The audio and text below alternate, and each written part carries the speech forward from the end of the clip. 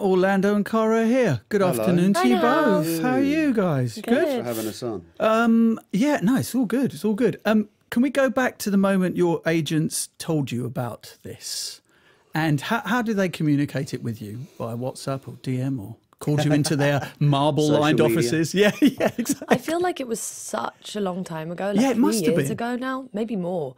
But, you know, for me, I just got the sides just to an audition script. And I can't remember exactly what the log line was because all I really What does that remember... mean, log line? So the log line is kind of how they describe the series to you. Okay. And so I just got sent the sides of my part, which is vignette, which I didn't think was my part at that point, but I just fell in love with the character, and I really saw in the 2 scenes that I had completely different sides of her, but they were both intriguing, and I was completely fascinated by her, and they're just something, you know, even if I hadn't have got the role, I'd still be thinking about her today, just because there was just something so magical. Thank God she's a fairy about her. For sure. You know, even if she wasn't a fairy, it would have just completely intrigued me, and I was obsessed from that moment on. So, Orlando, did you...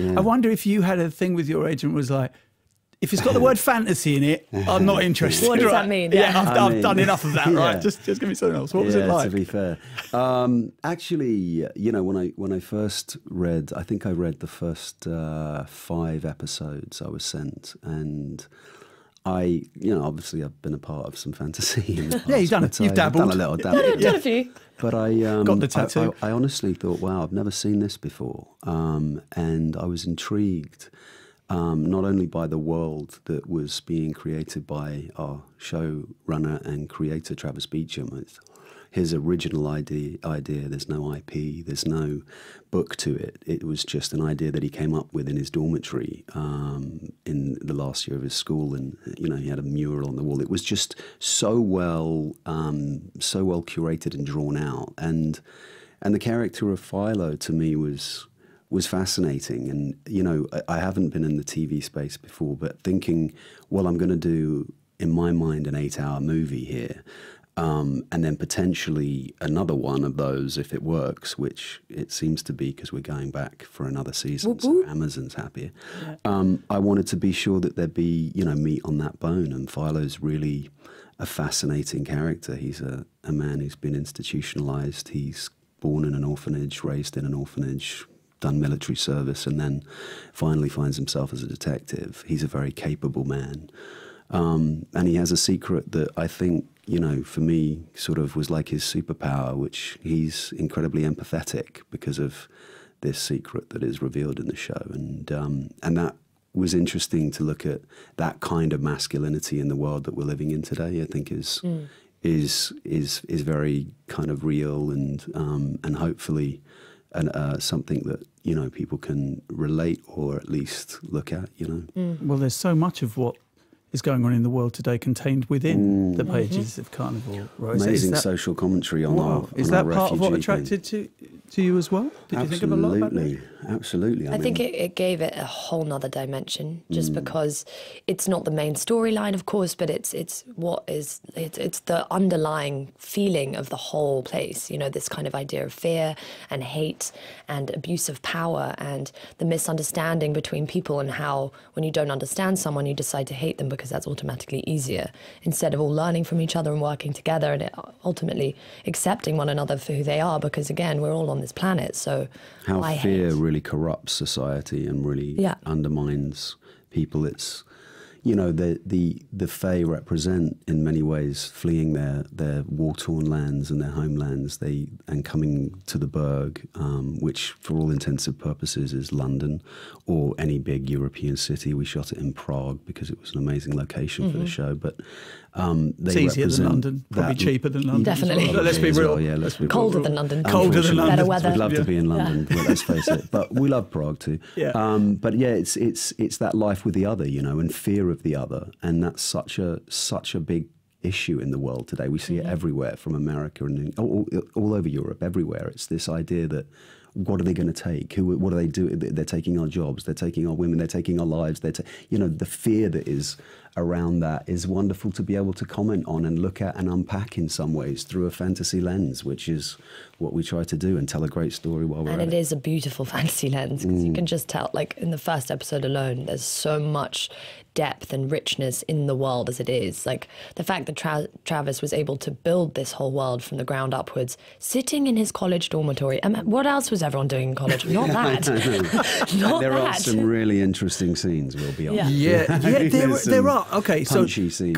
Can we be clear, because we're still on school holidays here? Yes. People will go, oh, Carnival Row, mythical creatures, fairies. Oh, I can't wait to sit round with the kids and watch this. No. Should we have a for warning kids. then? No. It's not Should for we have that kids. warning? It's Should we put not that out my there? son. I'd say Not seeing 16. 16 is a good age, I'd say. How old's your little one now? He's 8. Right, he's definitely not going Definitely not anywhere watching near this it. anytime soon. No, Oh yeah. my God. He's seen Pirates and Lord of the Rings, but not this. No, He's not seen There'll come a time. There'll come a but time. There is some But, you know, I lively mean, language it's- in it, isn't it? there's- Yeah, I mean, some there's- language I'd expect to see in a Danny Dyer documentary. I think that's part of the streaming world as well, though, right? There's like, you know, there's a shock factor, but I think it's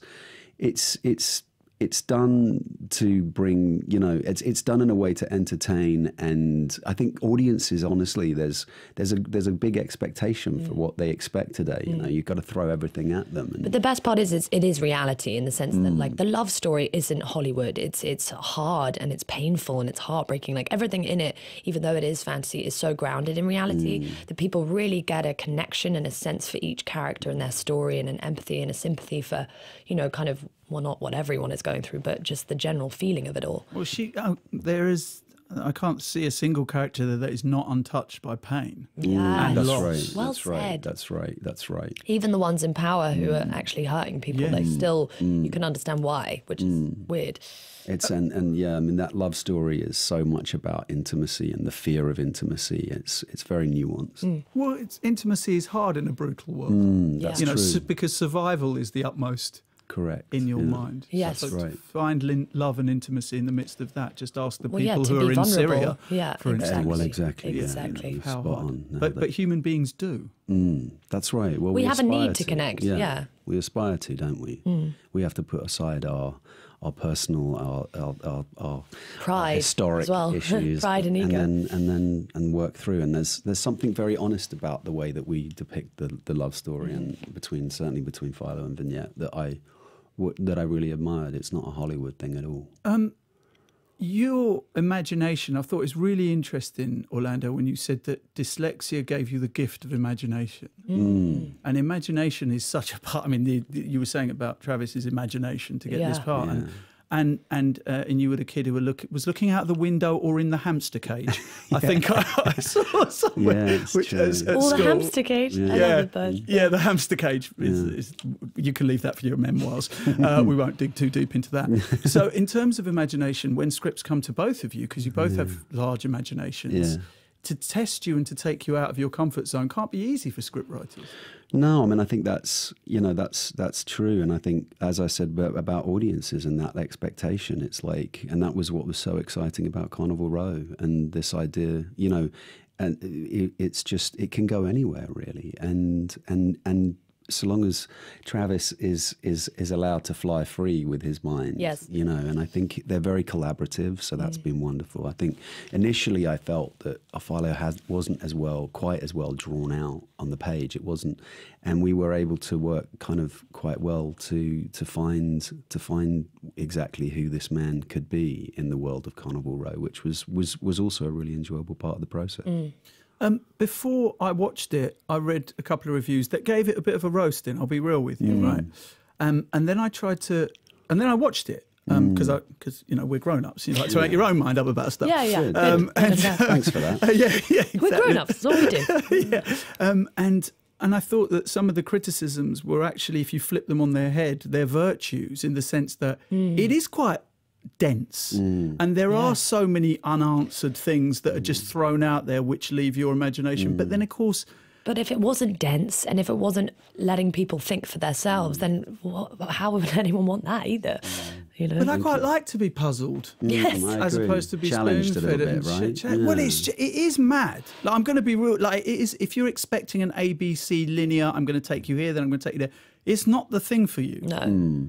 Because it's much more layered. But anyone who's a control, like, life is not ABC. Life is not linear. I mean, we try and make it linear, but that's when you get caught up in a lot of problems. But I think that also, you know, it's like that's undermining the intelligence of audiences out there today. True. And it's like, you know, it's not, you know, we're not painting by numbers. We're sort of, we're dealing with really big, interesting and world-changing issues, you know, and, you know, love is at the center of everything in our hearts, but we're often so caught up in the pain of life. And I think, you know, seeing that unpacked in this way, but through this fantasy lens and a really beautiful fantasy lens as well, as Cara said, it makes for great entertainment too, you know. But is it the case that so much is thrown at us in terms of the words, the descriptions of the backstory, or just hints at a backstory? Well, world building isn't easy. No. And I think most, when you look at any, this is my first time in the TV space, as I said, but when you look at it's hard to build out a world, especially a big world like this. I mean, I think, you know, Game of Thrones has done such an amazing thing, and I think there's been some sort of lazy reporting about how we're trying, or there's some similarity because it's a fantasy, but we're not at all. We're the first Carnival Row, and completely different. But it's very challenging for shows to find their feet. I would suggest in the first season, and it takes flight, you know, if you get lucky to do more than that. And actually, we're both excited to go back to Prague, and that's a big plus, and it's a big sign of how much we enjoyed it, because otherwise it could feel like a bit of a sentence. You know what I mean? If we weren't inspired and excited, then we wouldn't be excited to go home. But even for all of us, after finishing, we're like, what's going to happen to our characters? You know, like, it's so exciting for us and I hope the audience too. Like, it really, you get so attached to these characters, which I like it being TV, because I think if it was an 8-hour movie, if it was different films, it would be, I like how each episode ends and you can kind of sit and have a conversation about it instead of watching a movie in a cinema. You talk about it at dinner and then it's over. You know, it's a kind of an ongoing conversation, because that's what, again, the social commentary should be. It should be this ongoing, growing process. And you just can't help but be so intrigued by these characters and what's going to happen, because it is, in that world, especially because of what's going on, always going to be a bit unexpected. It's wonderful to tease it out. You know, you get, and I think if audiences, it's like leaving a trail of food. Enjoy and stick with it. There is a really well curated sort of arc to the whole thing, and well thought out. What do you feel about the transition into television? I mean, it's the freedom is there. Also, it's the golden age of TV, though, honestly, because of the writers in TV and the opportunities for actors. Money as well. Yeah. Let's be because it's interesting, because when you go into film, the film producers, etc., that's their business. Amazon is funded elsewhere, so I guess the added freedom that gives you, is you know, they're not constantly. Well, that's what I feel like TV is. I think there was an idea that TV was like the little brother to movies at some point, but it doesn't feel that way anymore. That idea is gone. It's like you know, this on set, as you know, having been on some pretty big sets, this felt very.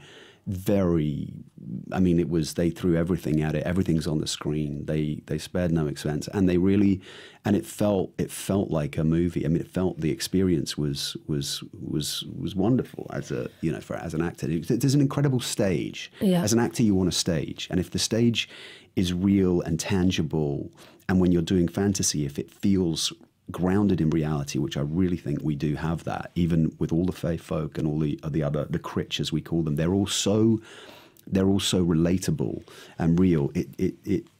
I think it's something that, you know, as you know, fans of this kind of genre might appreciate. Well, at least we hope. Yeah, and I feel like the TV is the gift. It's giving the gift back to the creatives, because I feel like for so long, especially in movies, but also just everyone involved.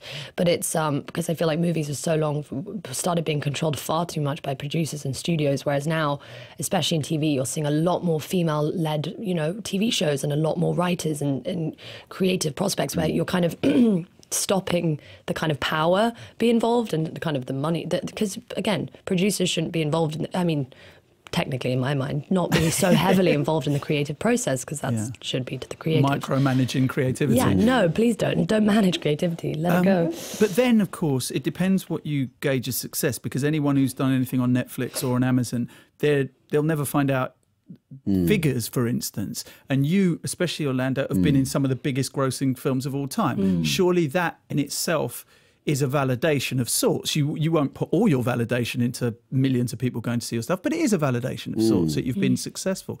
So how will you rate success of Carnival Row if you're never going to know how many people watched it? Yeah, honestly, I've sort of been practicing for a long time now, but not being attached to the outcome, and that's been really wonderful for this whole process. You know, I'm really proud of the work that everybody has done on the show, of the work that, you know, all of our cast who are amazing, and the crew and the people. And I think that, you know, the show will stand for itself and will be out there in the world. And I'm really proud of that. And, you know, I'm really not thinking, I haven't once thought about numbers or box office. Obviously, that's, as you said, that doesn't come into it. But of course we will know. I mean, Amazon knows. I mean, they've keyed a second season before we released the first. So, you know, I mean, Alexa's in your bedroom, right? I mean, she's like, you know, you feel like everyone's listening. But no, I mean, I think, you know, they've got probably data on all sorts of things. I think we'll know, you know, obviously. Will you seek out the data?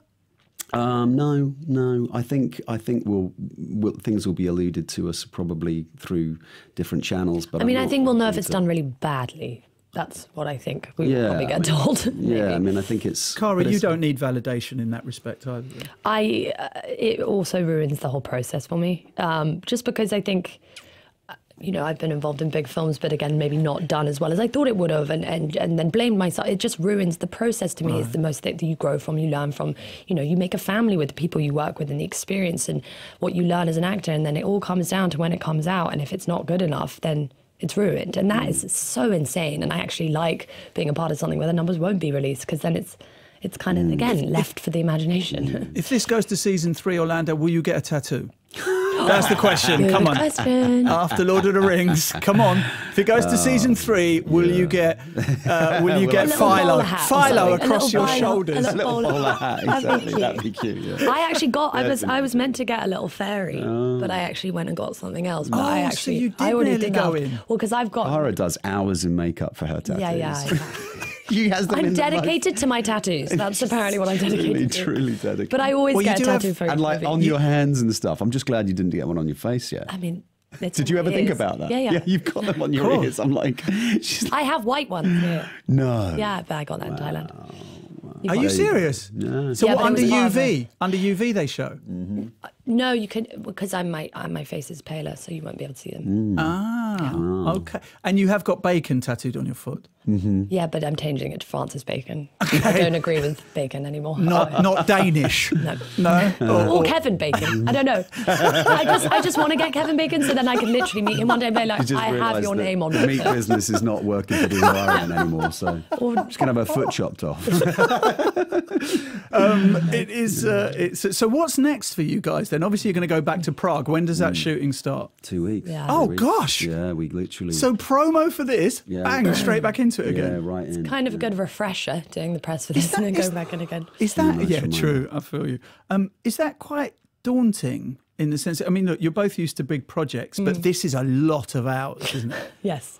It's a lot of time. Nice. It's actually, being away from family, being away from loved ones. It's hard to be away from family and loved ones, absolutely. I'm going to miss my son terribly. He's hopefully going to come and visit at Thanksgiving and things like that. That's the American holiday, so he'll be able to come and visit. But so, sorry, how long will you be away from him for in the filming process? Well, we're going to be there for 5-6 months, but I'll get some breaks and I'll fly back to Los Angeles to see him whenever I can, kind of thing. But it kind of helps with the isolation. We have sort of 5 story. There's sort of 3. You know, there's our story, and we each have our own story within the story, and then there's this sort of 5 strong storylines, and I think that, you know, in the second season they'll start to unpack and look at all these other characters and how that, and build out the world. So this first season, you know, they lead in through our story, which is important to see, who, you know, for audiences to relate. And then, you know, I mean, if you think about it, I was thinking about how, because I watched Game of Thrones and I saw a lot of different TV, but,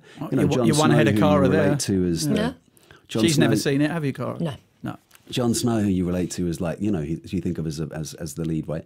Actually, the amount of screen time that he had over the course of probably that yeah. series, it probably wasn't as, you know what I mean? He would be peppered Seemed in. like, It wasn't. It felt like a lot more because you associate with him, and but it's interesting. So I'm hopeful that we'll get a chance. Were you happy with season 8, Orlando? Yeah, I mean, look, I think it's. Oof, that wasn't a convincing Orlando. No, yeah, I mean, I was. I mean, look, that was even less so.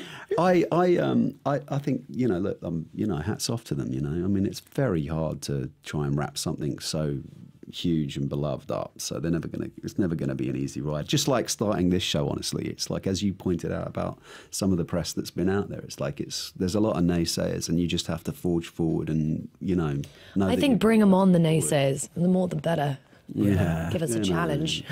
Cara's the Eminem of this. She just wants to battle rap everyone. I just did that yesterday, actually. Rapped Eminem on my interviews. Thanks. I know you got vibes. Orlando, Cara, good to speak Thanks to you. so much. Thank you so much. Really nice. See ya. Bye. Bye-bye.